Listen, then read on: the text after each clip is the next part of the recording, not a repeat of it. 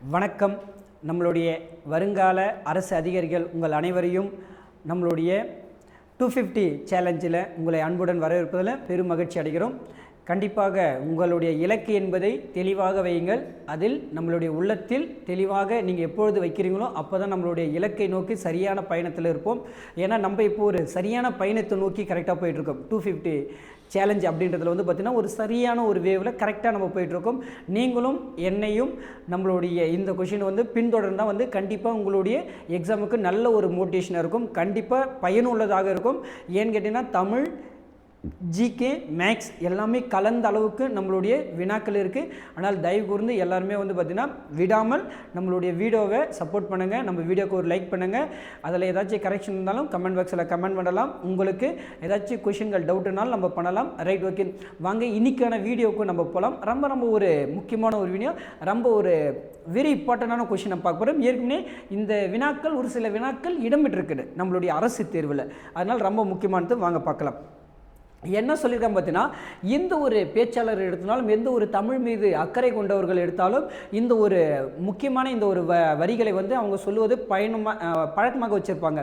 என்ன அப்படின்னு பார்த்தீங்கன்னா, கல் தோன்றா மண் தோன்றா காலத்திற்கு முன் தோன்றிய மூத்த குடி நம் தமிழ் குடி அப்படின்னு நம்ம சொல்லியிருப்பாங்க. அப்போ என்ன சார் அப்படின்னு பார்த்தீங்கன்னா, அதே தான் இங்கே கொடுத்துருக்காங்க பார்த்துருக்காங்க. கல் தோன்றா மண் தோன்றா காலத்தோள் வன் தோன்றா முன் தோன்றா மூத்த குடி அப்படின்னு நம்மளை சொல்லியிருக்காங்க.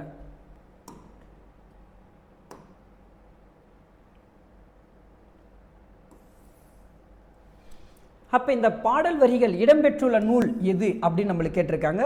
ரொம்ப முக்கியமானது. ரைட், ஓகேவா? இப்போ இது எப்படி சார் சொல்கிறீங்க அப்படின்னு பார்த்தீங்கன்னா, எப்படி ஒரு கல் தோன்றதுக்கும் மண் தோன்றதுக்கு முன்னாடி தமிழ் தோன்றுச்சுன்றீங்களே, அது எப்படி ஏற்றுக்க முடியும் அப்படின்றீங்க. இப்போ பொதுவாக எடுத்துங்க. இப்போ என்னென்னு பார்த்தீங்கன்னா, யாருக்காச்சும் ஒரு பேர் இருக்குது, ஓகேவா? என்னென்னு பார்த்தீங்கன்னா, இப்போ ஒரு ஆண்மகன் பிறக்கிறான், ஓகேவா? ஒரு பெண் பிள்ளை பிறக்கிறது. அந்த பெண் பிள்ளை, ஓகேவா, பிறந்த உடனே என்ன பண்ணுறாங்கன்னா, நீங்கள் வந்து அந்த இடத்துல பேர் உருவாக்க போகிறதில்ல. இப்போ ஒரு குழந்தை பிறக்குதோ, ஒரு ஆணோ ஒரு பெண்ணோ குழந்தை பிறக்குன்னா என்ன பண்ணீங்கன்னா, நீங்கள் அந்த இடத்துல என்ன பண்ணல, பேரை உருவாக்கலை. ஏற்கனவே உருவாக்கி வைத்த பேர், ஏற்கனவே ஒருவர் அழைத்த பேர் தான் என்ன பண்ண போகிறீங்க, நீங்கள் இப்போ கூப்பிட போகிறீங்க. அதான உண்மை. அப்போ என்ன அப்படின்னு சொல்லியிருக்காங்கன்னா, இங்கும் அதுதான். அப்போ கல்லும் மண்ணும் தோன்றுவதற்கு முன்பே, எப்படி ஒரு ஆணும் ஒரு குழந்தையும் பிறப்பதற்கு முன்பே என்னாச்சு, அதுக்கான பேர்கள் ஏற்கனவே இருக்குது. இப்போ புதுசாக யாரும் பேரை உருவாக்கி வைப்பதில்லை. அதுபோல தான் அப்போ கல்லும் மண்ணும் குழந்தைகள் போன்று பிறந்திருக்கிறது, உருவாகி இருக்கிறது. அந்த உருவத்துக்கு முன்னாடி கல் என்ற வார்த்தை தமிழிலும், மண் என்ற வார்த்தை தமிழிலும், வளம் என்ற வார்த்தை தமிழில் இருந்ததால் தான் என்ன பண்ணுறாங்க, இந்த பொருளுக்கு இந்த பெயரை சூட்டி இருக்கிறார்கள். அப்போ ரொம்ப முக்கியமானது. அதுதான் அழகாக நம்மளுக்கு சொல்லியிருப்பாங்க பாருங்க. கல் தோன்றா மண் தோன்றா காலத்திற்கு முன் தோன்றிய மூத்த குடி. எதுக்காக சொல்லியிருக்கேன் பார்த்தீங்கன்னா, அப்போ இந்த பொருள், இந்த மண் கல்லாம் தோன்றுவதற்கு முன்பே நம்மளுடைய தமிழ் தோன்றியது. அதனால் நம் தமிழர்கள் என்பதே ஒரு மிகப்பெரிய ஒரு புண்ணியம் செய்தவர்களாக நம்ம சொல்லலாம். அப்போ இங்கே என்ன இருக்குது அப்படின்னு வந்து நம்மள பார்த்தீங்கன்னா, ஓகேவா, இந்த நூல் இடம்பெற்ற நூல் எது அப்படின்னு சொல்லியிருக்காங்க. புறப்பொருள் வெண்பா மாலை அப்படின்னு நம்மளுக்கு சொல்லியிருப்பாங்க. ரைட், ஓகேவா? அப்போ இது எப்படி சார் நம்ம ஞாபகம் வச்சுக்கலாம் அப்படின்னு பார்த்தீங்கன்னா, இப்போ புறம் அப்படின்னாவே என்னது, வெளியில், ஓகேவா? அப்போ வந்து பார்த்தீங்கன்னா கல் மண் இதெல்லாம் கண்டிப்பாக எங்கே இருக்கும், வெளிப்புறத்தில் தான் இருக்கும். இப்படியும் ஞாபகம் வச்சுக்கலாம். அப்படி இல்லைன்னா, ஓகேவா, மாலை அப்படின்னு இருக்குது, ஓகேவா? அப்போ வந்து பார்த்தீங்கன்னா மாலை நேரம் அப்படின்னு இருக்கலாம், இல்லைன்னா மலை அப்படின்னு வச்சுக்க, ஓகேங்களா? மலை அப்படின்னு இது வந்து பார்த்தீங்கன்னா மாலை அப்படி இருக்குல்ல, நீங்கள் மலைன்னு ஞாபகம் வச்சுங்க. அப்போ மலையில் தானே இருக்கும், ஓகேவா? கல் இருக்கும், மண் இருக்கும், அதுக்கான வளமான இருக்கும், ஓகேவா? இது எல்லாமே எங்கே இருக்கும், ஒரு மலை மேலே இருக்கும் அப்படின்னு நம்ம வச்சுங்க. அப்படி இல்லைனாலும் எப்படி நம்ம வச்சுக்கலாம், புறம் என்றால் வெளி, ஓகேவா? அப்போ கல் மண்ணை எந்த இடத்துல கொட்டி வச்சுருப்பாங்க, அந்த இடத்துல ஒரு இன்னும் ரொம்ப டீப்பாக உங்களுக்கு சொல்லித்தரணும் வச்சுக்க, புறம்போக்கு லேண்ட் இருக்குன்னு. இப்போ நம்ம ஒரு வீடு கட்டணும்னு என்ன பண்ணுவோம், அந்த இடத்துல நம்ம அங்கேயே கொட்டிட்டு அந்த மண்ணையும் கல்லையும் வச்சு வேலை செய்ய முடியாது. அப்போ என்ன பண்ணுவோம், எத்தாப்பில் எம்டியாக ஒரு இடம் இருந்துச்சுன்னா, ஓகேவா, ஒரு புறம்போக்கு இடம் லேண்ட் இருந்துச்சுன்னா என்ன பண்ணுவோம், அந்த இடத்துல மண் கொட்டிட்டு அங்கேருந்து பயன்படுத்தும். அப்போ புறம்போக்கு இடத்துல மண்ணும் கல்லும் கொட்டி வைக்கிறோம் அப்படின்னு ஜஸ்ட் ஞாபகம் வச்சுக்கோங்க. உங்களுக்கு ஒரு ஷார்ட்கட்டாக தான், மற்றபடி தப்பாக எதுவும் இல்லை. ரைட், ஓகேங்களா? புரியுதுங்களா? அடுத்தபடியாக நம்ம எந்த வினா நம்ம பார்க்க போகிறோம்னா, ஓகேவா, தமிழில் அடுத்தது ஒன்று என்ன இருக்குன்னு பார்த்தீங்கன்னா, தன்வினை தொடர் அல்லாததை தேர்வு செய்க அப்படின்னு இருக்காங்க, ஓகேவா? தன்வினை ஃபஸ்ட்டு என்னன்னு பார்த்தீங்கன்னா, இப்போ இந்த வினையில் வந்து பார்த்தீங்கன்னா 3 வகையாக சொல்லியிருப்பாங்க. என்னன்னு பார்த்தீங்கன்னா, தன்வினை, பிறர் வினை, ஓகேவா? இன்னொன்று படற்கை அப்படின்னு சொல்லுவாங்க, ஓகேவா? தன்னிலை, முன்னிலை, படற்கை அப்படின்னு நம்மளுக்கு சொல்லுவாங்க. அப்போ தன்னிலை அப்படின்னு என்னன்னு பார்த்தீங்கன்னா தன்னை பற்றி குறிப்பது. ஓகேவா, என்னை பற்றி நானே சொல்லிக்கிறது, நான் வந்தேன் அப்படின்னு சொல்லுது. ஓகேவா, இப்போ அதுவே முன்னிலை அப்படின்னு பார்த்தீங்கன்னா எனக்கு முன்னாடி யார் இருக்காங்களோ, ஓகேவா, நீ எப்போப்பா வந்த அப்படின்னு நான் உங்கள்கிட்ட கேட்கணும். அப்போ என்ன அர்த்தம், நீ எப்போ வந்த அப்படின்னா வந்து எனக்கு முன்னாடி இருக்கிறவங்கள பற்றி சொல்கிறது.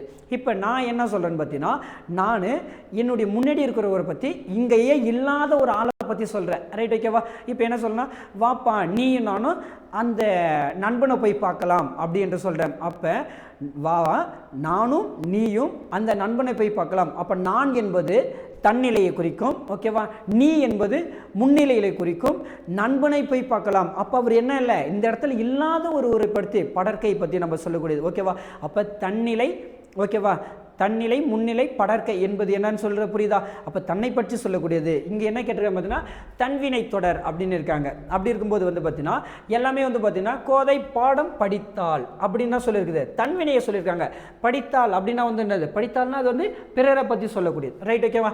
அப்போ இது என்னது கிடையாது. அதுக்கப்புறம் என்னன்னா அனுமன் சீதையை கண்டான். அப்போ என்னது, சீதையை கண்டான் என்பது இன்னொருத்தவங்களை பற்றி சொல்லுது, சீதையை பற்றி சொல்கிறாங்க. ரைட், ஓகேவா. அதுக்கப்புறம் நம்ம கல்வி கற்பவர் கல்வியை கற்பித்தவர் ஆசிரியர் அப்படின்னு இருக்காங்க. அப்போ அது கரெக்டு தானே, கல்வியை கற்பித்தவர் ஆசிரியர். ஓகேவா, கல்வியை கற்பித்தவர் ஆசிரியர், அப்போ கரெக்டாக தான் இருக்குது. ரைட், ஓகேவா. அப்போ என்ன இருக்குது தன்வினை அப்படி என்பது வந்து பார்த்தீங்கன்னா இதுதான் ஆப்ஷன் சி என்பது கரெக்டானது. ரைட், ஓகேவா. அப்போ என்னது தன்வினையை சொல்கிறாங்க. அப்போ ரொம்ப ரொம்ப முக்கியமானது பார்த்துங்க, தன்வினையிலேருந்து நம்மளுக்கு கொஷின் கண்டிப்பாக வந்துகிட்டே இருக்கும். ரைட், ஓகேங்களா. அடுத்தது என்ன பார்க்கலாம் அப்படின்னு பார்க்கலான்னா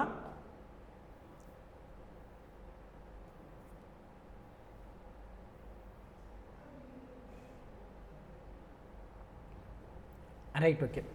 நம்மளுக்கு என்ன இருக்கும் பார்த்தீங்கன்னா அடுத்தது நம்மளுடைய அரசியலமைப்பு தான். எப்போவுமே வந்து பார்த்தீங்கன்னா அரசியலமைப்புலேருந்து நம்மளுக்கு வினாக்கள் கண்டிப்பாக வந்துகிட்டே இருக்கும். ஆனால் பார்த்துங்க என்ன பார்த்தீங்கன்னா இந்திய அரசியலமைப்பிலானது டேஷ் குடியுரிமையை பெற்று இருக்கிறது, அதுக்கான விரிவாக்கத்தை பற்றி கேட்டிருக்காங்க. Right, okay. என்ன சொல்லிக்கிறேன்னா இந்தியாவுடைய அரசியலமைப்பு இருக்குல்ல அதோடைய குடியுரிமையை பற்றி சொல்லக்கூடிய எந்த பார்ட்டில் சொல்கிறாங்க, அது எந்த லா டு எந்த லா, ஓகேவா, எந்த விதியிலிருந்து எந்த விதி வரைக்கும் சொல்கிறாங்க அப்படின்னு நம்மள இருக்குது. அப்படின்னு நம்ம வந்து பார்க்க போதுன்னா அப்போ விதி என்ன சார் சொல்லுது அப்படின்னு பார்த்தீங்கன்னா நல்லா தெரிஞ்சுங்க, நம்மளுக்கு 3 இதுவாக இருக்குது. ஓகேவா, பார்ட் 1 பார்ட் 2 பார்ட் 3. ஓகேவா, இது 2 3 ரொம்ப முக்கியம். அதுக்கப்புறம் வந்து பார்த்தீங்கன்னா நம்மளுக்கு கண்டினியூ நம்மளுக்கு போயிருக்கும். ஓகேவா, பார்ட் 12 வரைக்கும் நம்மளுக்கு அப்படியே போயிட்டு இருக்கும். இப்போ நம்மளுக்கு என்ன பார்க்கணும்னா பார்ட் 1. ஓகேவா, பார்ட் 1 என்ன சொல்லுது அப்படின்னு பார்த்தீங்கன்னா ஒரு ஒன்றியத்தை பற்றி சொல்லுது. ஒன்றியம் என்றால் நம்மளுடைய இது இருக்குங்களே அதுடைய எல்லைகளை பற்றி சொல்லக்கூடியது பார்ட் 1. ஓகேங்களா. அப்போ பார்ட் 1ல் ஆர்டிகல் எதுலேருந்து எது இருக்கும் அப்படின்னு பார்த்தீங்கன்னா ஓகேவா 1 to 4. ஓகேவா, பார்ட் 1ல் ஆர்டிகல் எதுலேருந்து எது வரைக்கும் இருக்கும் 1 to 4 வரைக்கும் இருக்கும். ஓகேவா.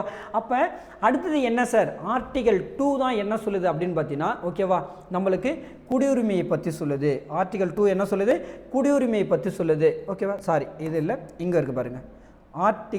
பார்ட் 2ல் ஆர்டிகல் எதுலேருந்து எது வரைக்கும், அப்போ 4 போயிடுச்சு. 4க்கு அப்புறம் என்ன வரும் 5லேருந்து 11 வரைக்கும் சொல்லக்கூடியது எது அப்படின்னு பார்த்தீங்கன்னா ஆர்டிகல் ஓகேவா 5 to 11. எந்த இது பார்ட் எதுன்னு பார்த்தீங்கன்னா பார்ட்டு 2ல் ஓகேவா என்னது பார்த்தீங்கன்னா பகுதி 2ல் விதி ஓகேவா 5 முதல் 11 வரை சொல்லக்கூடியது எதுன்னு பார்த்தீங்கன்னா நம்ம குடியுரிமையை பற்றி சொல்லக்கூடியது.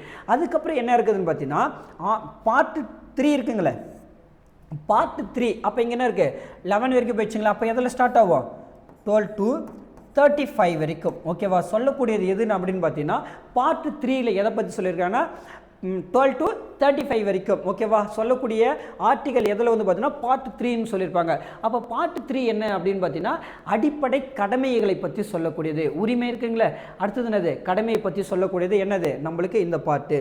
இப்போ இதில் இருந்து நம்ம என்ன தெரிஞ்சுக்க போகிறோம் பார்த்தீங்கன்னா இங்கே பாருங்கள் நம்மளுக்கு மொத்தம் இருக்கிறது வந்து பார்த்தீங்கன்னா 5 6 7 8. ஓகேவா, அதுக்கப்புறம் 9, அதுக்கப்புறம் பார்த்தீங்கன்னா 9 to அப்புறம் 11 வரைக்கும் நம்மளுக்கு போயிட்டு இருக்கும்.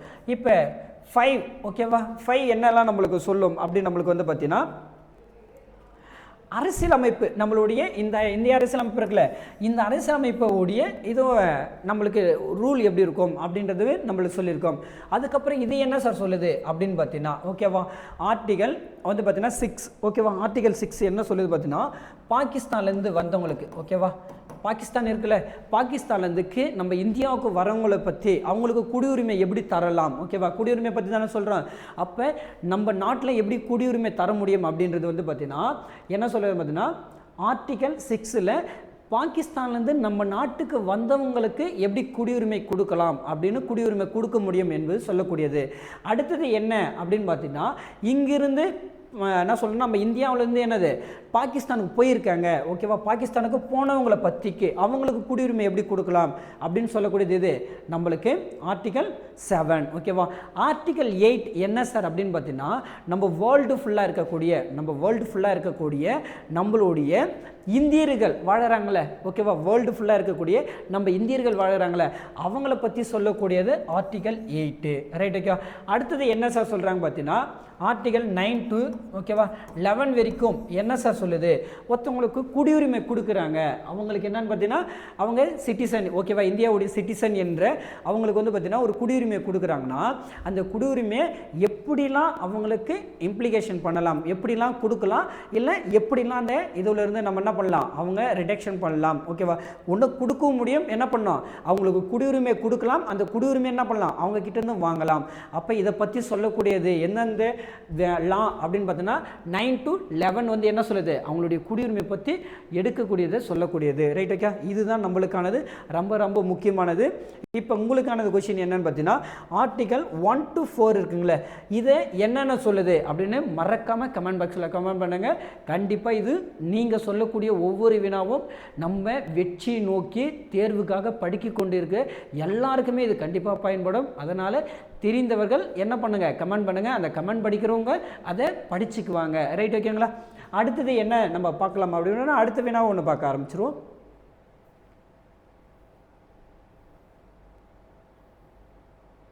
Right, okay. அடுத்தது என்ன இருக்குது அப்படின்னு பார்த்தீங்கன்னா, மனித உரிமைக்கு தொடர்பான முக்கிய அடிப்படை மதிப்புகள் எவை அப்படின்னு இருக்காங்க. அப்போ ஒரு மனிதனுக்கு ஒரு உரிமையை பற்றி சொல்லுதுன்னா, இப்போ தான் நம்ம பார்த்தோங்களே, ஓகேவா, இப்போ குடியுரிமையை பற்றி சொல்லுது அப்படின்னு இருக்கு, அதுக்கப்புறம் கடமைகளை பற்றி சொல்லுதுனுங்களே. அப்போ நம்மளுக்கு உரிமைகளை பற்றி நம்மளுக்கு சொல்லுது சார் அப்படின்னும் போது என்னதெல்லாம் நம்மளுக்கு தேவை அப்படின்னு பார்த்தீங்கன்னா, எல்லாமே தேவை. கண்ணியம், சுதந்திரம், நீதி, சமத்துவம், இது எல்லாமே எதுக்கு பயன்படுதுன்னா மனித உரிமைக்கு மிக முக்கியமான ஒன்று அப்படின்னு நம்ம சொல்லியிருக்காங்க. அப்போ நல்லா பார்த்துங்க, இது எப்படி சார் ஞாபகம் வச்சுக்கலாம், ஒருத்தவன் சுதந்திரமாக கண்ணியத்துடன், ஓகேவா, சுதந்திரமாக ஒரு கண்ணியத்துடன் சமத்துவமாக இருக்கணும்னா அவன் எப்படி இருக்கணும், நல்ல நீதி நெறியோடு வாழணும் அப்படின்னு ஞாபகம் வச்சுக்கோங்க, ரைட், ஓகேவா. கண்ணியம், சுதந்திரம், ஓகேவா, நீதி, சமத்துவத்தை பற்றி சொல்லக்கூடியதெல்லாம் எது, மனித உரிமைகளின் தொடர்பானது, ஓகேவா, ரொம்ப முக்கியமானது.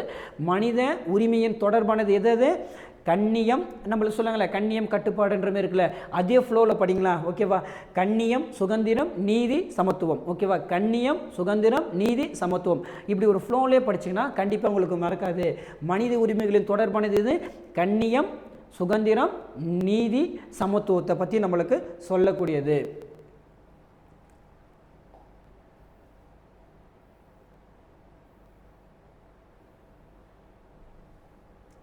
அடுத்தது ரொம்ப முக்கியமானது, ரைட், ஓகேங்களா. சயின்ஸ்லேருந்து நம்மளுக்கு கண்டிப்பாக நம்மளுக்கு சிலபஸில் இருக்குது, சயின்ஸ்லேருந்து குறுகிய வினா தான் இருக்கும், என்ன இருந்தாலும் நம்ம அதை பார்க்குறோம். என்னென்னு பார்த்தீங்கன்னா, பின்வரற்றில் எது, ஓகேவா, மேக விதிப்பான்களின் செயற்கை மழைப்பொழிவு அப்படின்னு இருக்காங்க. இப்போ என்ன பார்த்தீங்கன்னா நம்மளுக்கு இயற்கையாக மழைப்பொழிவு வரும், ரைட், ஓகே. இப்போ வந்து பார்த்தீங்கன்னா இப்போ நம்மளுக்கு ஒரு ஒவ்வொரு பருவமழைகள்னு இருக்குது. அந்த பருவமழைகள் என்ன அப்படின்னு பார்த்தீங்கன்னா, இப்போ ஆகஸ்ட் மாதம் என்ன இருக்கும், நம்மளுக்கு வடகிழக்கு பருவமழைகள்னு வரும். அதிகபட்சமாக நம்ம தமிழகத்துக்கு ரொம்ப பயனுள்ள மழை எப்படி அப்படின்னு பார்த்தீங்கன்னா அது வடகிழக்கு, ஓகேவா, நார்த்து சைட்லேருந்து வரக்கூடிய அந்த மழை தான் வந்து பார்த்தீங்கன்னா நம்மளுக்கு ரொம்ப வந்து பயனுள்ளதாக இருக்கும். அதுதான் நம்மளுடைய அக்ரிக்கு பயன்படக்கூடியது, நம்மளுடைய விவசாயத்துக்கு பயன்படக்கூடியது எப்படின்னு பார்த்தீங்கன்னா இந்த வடகிழக்கு பருவமழை. இன்னொரு மழை பெய்யும், ஓகேவா, அது என்னென்னு பார்த்தீங்கன்னா சவுத் சைட்லேருந்து வரக்கூடியது, ஓகேவா, தென்மேற்கு பருவக்காற்று அப்படின்னு சொல்லுவாங்க. அது நம்மளுக்கு வந்து பார்த்தீங்கன்னா அதிக மழை பொழிவு இருக்காது, இருந்தாலும் அதுவும் பயன்படும். அதிகமாக பயன்படக்கூடியது நம்மளுக்கு இந்த அக்டோபரில் வரக்கூடிய நம்மளுடைய வடகிழக்கு பருவமழை தான் ரொம்ப ரொம்ப நம்மளுக்கு முக்கியமான ஒரு பருவமழையாக இருக்குது. அப்போ இது வந்து இயற்கையாக பெய்யக்கூடியது, இயற்கையாக இல்லாமல் செயற்கையாக உருவாக்கக்கூடிய ஒரு இருக்குது. அப்படி எதுன்னு பார்த்தீங்கன்னா பொட்டாசியம் போர் மேக்னெட், இதுதான் வந்து பார்த்தீங்கன்னா நம்மளுக்கு என்னது இது வந்து பார்த்தீங்கன்னா என்ன கேட்டிருக்க பார்த்தீங்கன்னா ரொம்ப முக்கியமானது. நம்ம பாருங்கள் இதோட முடிச்சிட்டோம். இது இருக்குது இல்லாத வார்த்தை பார்த்துக்கலாம் ரொம்ப ரொம்ப முக்கியம். கொஷினில் எங்கே சார் ட்விஸ்ட் வைப்பேன் பார்த்தீங்கன்னா மேலேருந்து படிச்சிருவோம். படித்த உடனே அதுதான் ஆன்சர்னுவோம். ஆனால் அது இருக்காது. அதுக்கப்புறம் கீழே ஒரு ட்விஸ்ட் வச்சுருப்பாங்க. இப்போ கூட நம்ம என்ன பண்ணோம் மேலே வரைக்கும் படிச்சுட்டு இதுதான் அப்படின்னு டெஃபினேஷன் சொன்னோம். ஆனால் பார்த்தா அதுக்கு கீழே ஒரு டெஃபினேஷன் ஒன்று கொடுத்துருக்காங்க பாருங்கள். அதுதான் முக்கியம். என்னது பயன்படுத்துவதற்கு இல்லாதவை அப்படின்னு இருக்காங்க. எது இல்லை பயன்படுத்துவதற்கு தேவையில்லை அப்படின்னு இருக்காங்க. அப்போ எது அப்படின்னு பார்த்தீங்கன்னா நல்லா தெரிஞ்சுக்கோ. சில்வர் அயோடின் இது பயன்படும். ஓகேவா.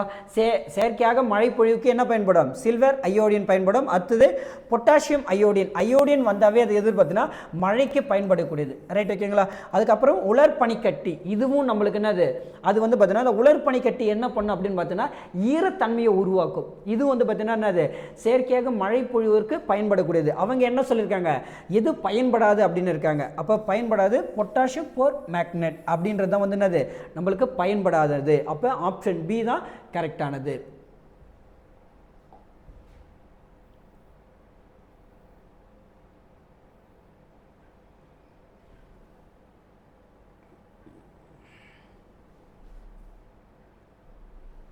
ரொம்ப முக்கியமானது ஒன்று. Right okay. மேக்ஸ் இருக்குங்களா நம்ம மேக்ஸ் பார்க்கலாமா.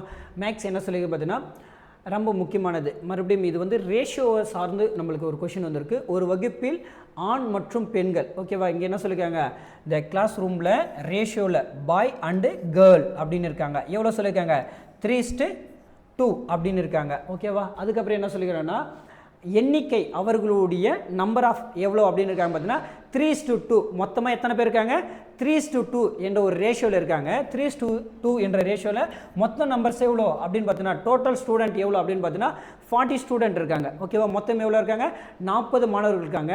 இதில் யாரை கேட்குறாங்க பார்த்தீங்கன்னா பெண்களின் எண்ணிக்கை எவ்வளவு அப்படின்னு கேட்டிருக்காங்க. என்ன கேட்டிருக்காங்க பெண்களின் எண்ணிக்கை அப்படின்னு கேட்டிருக்காங்க. நம்மளுக்கு இப்போ இங்கே என்னென்ன கொடுத்துருக்காங்க பாய்ஸ் கொடுத்துருக்காங்க. அடுத்தது கேர்ள்ஸ். ஃபஸ்ட்டு கொடுத்துக்கு தான் எப்பவுமே பாய்ஸு, ரெண்டாவது கொடுத்து தான் என்னது கேர்ள்ஸ். இப்படி கொடுத்துட்டா என்ன சார் பண்ணணும் அப்படின்னு பார்த்தீங்கன்னா ரேஷியோவில் இருந்தால் இப்படி எழுதிக்கோ 3:2 அப்படின்னு இருக்குங்களே. இப்போ இது எப்படி கண்டுபிடிக்கும் பார்த்தீங்கன்னா இப்போ ஒரு கிளாஸ் ரூம் மொத்த பேர் எவ்வளோன்னு தெரிஞ்சதான் டோட்டல் மெம்பர்ஸ் எவ்வளோன்னு தெரிஞ்சதான் அதில் ஜென்ஸ் எவ்வளோ லேடிஸ் எவ்வளோ அப்படின்னு நம்ம கண்டுபிடிக்கும். அப்போ நம்மளுக்கு டோட்டல் வேல்யூ நம்மளுக்கு வேணும்ல. அப்போ அந்த டோட்டல் வேல்யூ என்ன இது ரெண்டுத்தையும் சேர்த்தா மொத்த டோட்டல் வேல்யூ ஏன்னா இவ்வளோ தானே இருப்பாங்க பாய்ஸ் இவ்வளோ தான் கேர்ள்ஸ் இவ்வளோ தான் இவங்க ரெண்டு பேர்த்த சேர்த்து என்னது டோட்டல் வேல்யூ. ஓகேவா. அப்போ டோட்டலாக எவ்வளோ பேர் 5. ஓகேவா.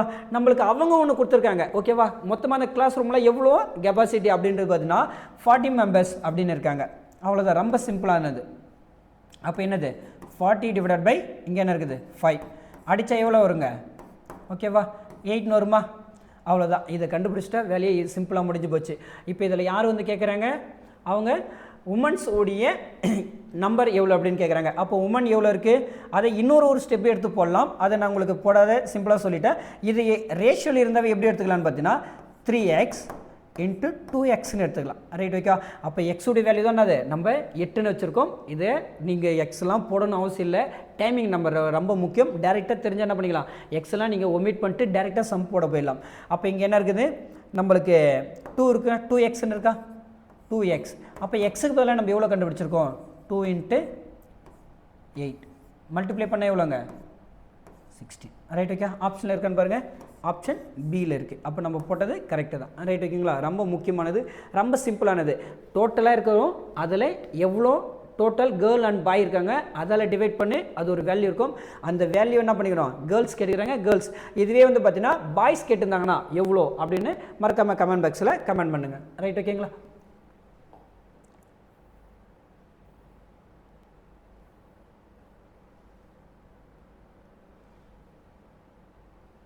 Right okay. அடுத்தது என்ன சொல்கிறாங்கன்னா இந்த ரேஷியோவுடைய இன்கமிங் அப்படின்னு சொல்லியிருக்காங்க. எவ்வளோ இன்கமிங் அப்படின்ற எந்த ரேஷியோவில் இருக்குது அப்படின்னு இருக்காங்க.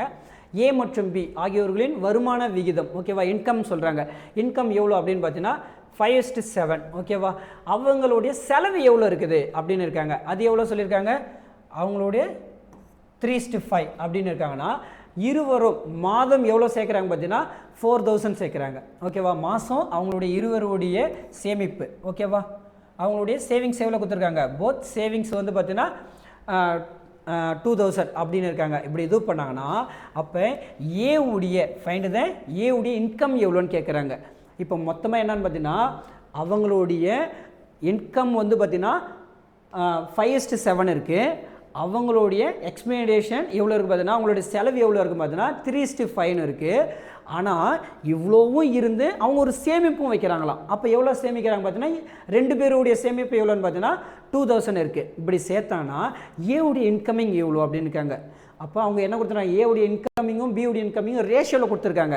இப்போ நம்ம என்ன பண்ண போகிறோம், அமௌண்ட்டாக நம்ம என்ன பண்ண போகிறோம், கேதர் பண்ண போகிறோம். அப்போ நம்ம பார்க்கலாங்களா. அப்போ இப்படி பார்க்கும்போது என்னென்னு பார்த்தீங்கன்னா, ரேஷியோன் போது ரொம்ப முக்கியமானது. அப்போ ஏ அண்டு பி. ஓகேங்களா. ஏ எவ்வளோ 5:7 அப்படின்னு இருக்குது. ரைட். ஓகேவா. ரேஷியோவில் இருந்தாலுமே நான் எப்படி எழுத சொல்லியிருக்கேன், இப்போ நாங்கள் ஆல்ரெடி நான் சொல்லியிருக்கேன். இப்போ 2:3 இருந்துச்சுன்னா இது எப்படி எழுதிக்கலாம்னா 2x 3x அப்படின்னு எழுதிக்கலாம். ஓகேவா. எக்ஸ் எப்படி எழுதுகிறோம் சார், இதனால் வேல்யூ மாறுமா, மாறாது. இது எழுதும்போது எப்படி எழுதலாம், 2x டிவைடட் பை 3xன்னு எழுதிக்கலாம். எக்ஸ் அடிச்சா என்ன ஆகிடும், 1ன்னு வரும். அப்போ வேல்யூ சேஞ்ச் ஆகாது. அதனால் நம்ம எக்ஸ்ன்னு எடுத்துக்கலாம், தப்பு இல்லை. அப்போ இங்கே எடுத்தால் எவ்வளோ வரும், 5x 7x. ஓகேங்களா. இது ரெண்டுமே வந்து பார்த்தீங்கன்னா அவங்களுடைய இன்கமிங் அப்படின்னு நம்மளுக்கு சொல்லிட்டாங்க. ஓகே. அப்போ 5x + 7x. அதுக்கப்புறம் என்ன சொல்ல பார்த்தீங்கன்னா அவங்களுடைய செலவு அப்படின்னு இருக்காங்க. அப்போ அவங்களுடைய செலவு என்ன ரேஷியோவில் இருக்குது, 3x மைனஸ், ஏன்னா செலவுன்னும் போது மைனஸ். ஓகேங்களா.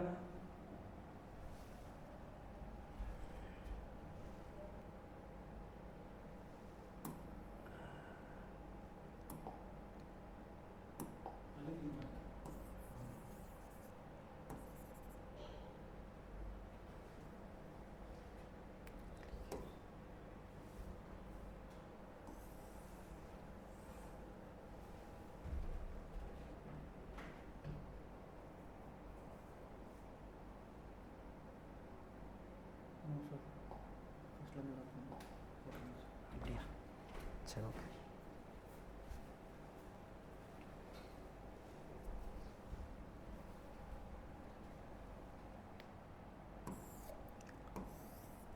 ரைட். நம்ம A/B அப்படி நம்ம பார்க்குறோம். A/Bக்கு எவ்வளோ சொல்லியிருக்காங்க, 5x 7x. அடுத்தது அவங்களுடைய செலவும் என்ன சொல்லியிருக்காங்க, A/B எவ்வளோ 3x 5x அப்படின்னு இருக்காங்க. அவ்வளோதான். இது வந்து என்ன பண்ணால் நம்ம ஒரு சமன்பாடாக நம்ம கன்வெர்ட் பண்ணணும். ரைட். ஓகேங்களா. இப்படி இருந்தும் அவங்களுடைய 2 பேருடைய சேவிங்ஸ் எவ்வளோ இருக்காங்க, 2000 அப்படின்னு இருக்காங்க. அப்போ 5x மைனஸ் 7x. ஓகேவா. சேவிங்ஸு இப்படி பண்ணியும் 2000 அப்படின்னு இருக்காங்க. அடுத்தது இங்கே எவ்வளோ சார் சொல்லியிருக்காங்க அப்படின்னு பார்த்தீங்கன்னா 3x மைனஸ் 5x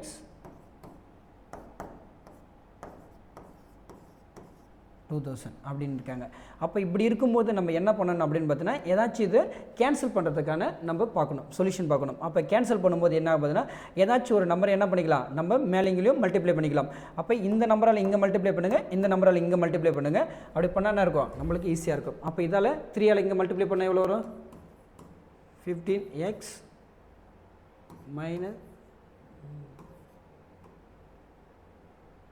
20.